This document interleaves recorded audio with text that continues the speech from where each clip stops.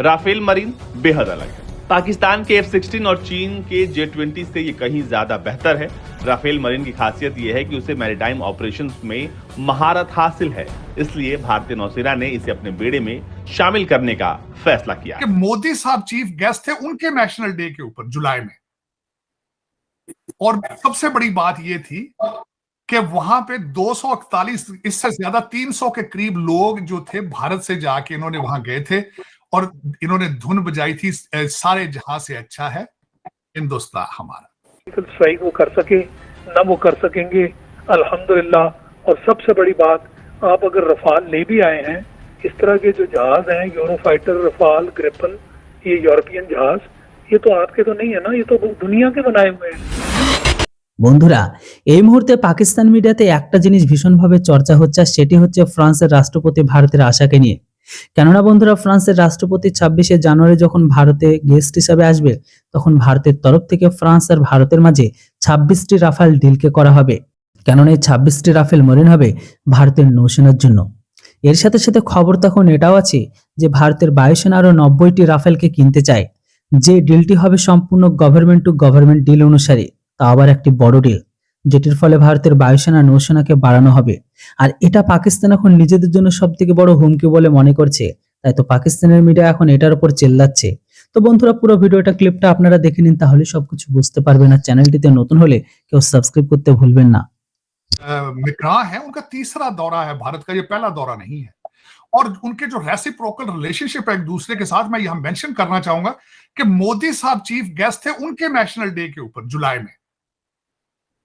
और सबसे बड़ी बात यह थी कि वहां पे 241, इससे ज्यादा 300 के करीब लोग जो थे भारत से जाके इन्होंने वहां गए थे और इन्होंने धुन बजाई थी, सारे जहां से अच्छा है हिंदुस्तान हमारा। तो ये उसकी अब इसी तरह का होगा।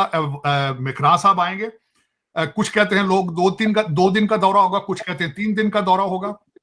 इसके दौरान कोशिश की जा रही है कि न्यू दिल्ली के साथ आसपास किसी दूसरे शहर में भी उनको लेके जाया जाए। जयपुर के अंदर कोई डिफेंस रोड शो करने का भी इसकी भी इतला मिल रही है। अब देखें वहां जाते हैं नहीं जाते। लेकिन बताने वाली बात यह है कि अभी पिछली जुलाई 2023 में इंडियन डिफेंस एक्विजिशन काउंसिल ने अप्रूव किए थे 26 राफेल तैयारे और 3 स्कॉर्पियन सबमरीन, जो कि फ्रांस और स्पेन की कोलैबोरेशन से बनेंगी। उसका हो चुका है। अमेरिका से बाहर इतना बड़ा कैंपस बनाना रिमार्केबल। दूसरा, फ्रांस के प्रेसिडेंट। सो दो एयरबस और बोइंग दोनों भारत की जेब में है। अब खुद अंदाजा लगा सकते हैं कि what is the importance of India in the coming days. This is it's a remarkable achievement, it's a remarkable growth. और मैं बताऊंगा कि एज ए पॉलिटिकल साइंटिस्ट कि these stories and these thesis will be taught in the future कि how the India has risen in the region. Not only अब तो वो they are almost close to achieve the title of a superpower। जिस तरीके से मैंने आपको अगले दिन कहा था कि रेड सी के अंदर इस वक्त अमेरिकन 3 डिस्ट्रॉयर हैं, भारत के 4 हैं। और क्यों हैं? क्योंकि 80% उनका जो तेल है वो रेड सी से आता है।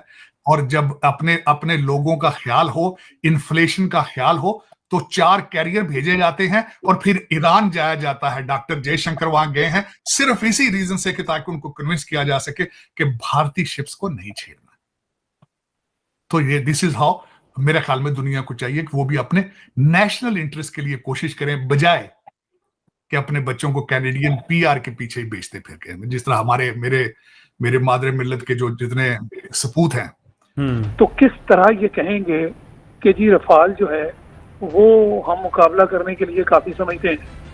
किस चीज का मुकाबला आप करना चाहते हैं? और इसको आप ले आए, रफाल भी ले आए। मैं तो बहुत पहले से कह चुका हूँ जी कि रफाल आप ले आए, उसको पिच करें F-17 के खिलाफ। वही होगा जो हमने Su-30 के साथ किया था। तो पब्लिक को खुश करने के लिए कि रफाल होता तो नतीजा और होता। अब आप ले आए रफाल, ये तो जहाज है, साल लगते हैं इनको सेटल करने के लिए। कोई किसी किस्म की ऐसी चीज नहीं जिसको आप गेम चेंजर कह रहे हैं। और गेम चेंजर तो ये है ही नहीं, ये वही चीज है जो उनके पास पहले है। तो जो हमने Su-30 का हशर किया वो सारी दुनिया ने देख लिया।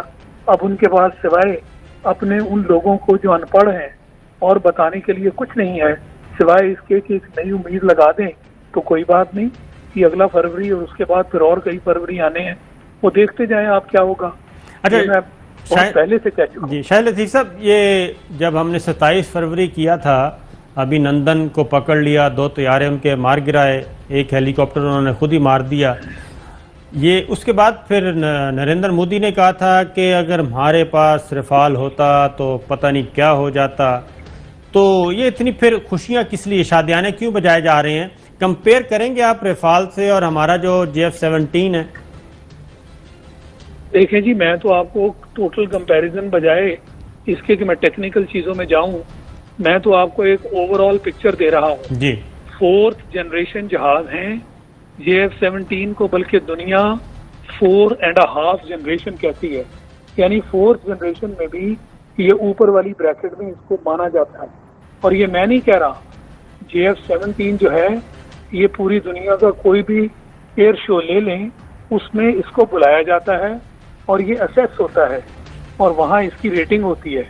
तो इसलिए ये दुनिया कह रही है, इसीलिए तो हम इसको हर बड़े एयर शो में भेजते हैं कि दुनिया के जितने भी लेटेस्ट जहाज हैं उनके खिलाफ इसको पिच करके इसकी असेसमेंट दुनिया करे।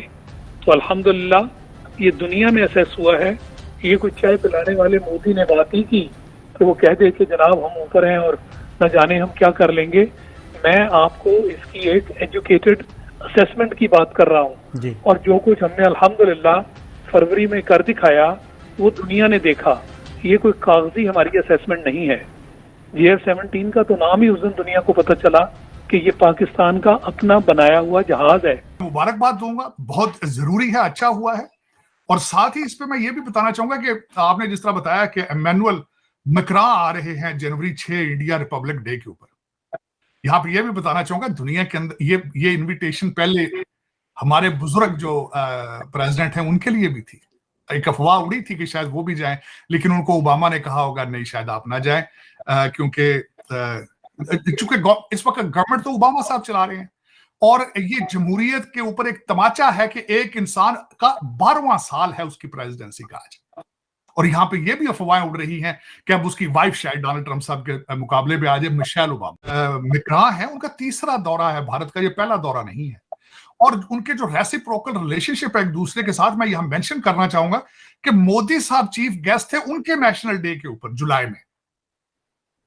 और सबसे बड़ी बात यह थी कि वहां पे 241, इससे ज्यादा 300 के करीब लोग जो थे भारत से जाके इन्होंने वहां गए थे और इन्होंने धुन बजाई थी, सारे जहां से अच्छा है हिंदुस्तान हमारा। तो ये उसकी अब इसी तरह का होगा। मैक्रों साहब आएंगे, कुछ कहते हैं लोग 2 दिन का दौरा होगा, कुछ कहते हैं 3 दिन का दौरा होगा। इसके दौरान कोशिश की जा रही है कि न्यू दिल्ली के साथ आसपास किसी दूसरे शहर में भी उनको लेके जाया जाए। जयपुर के अंदर कोई डिफेंस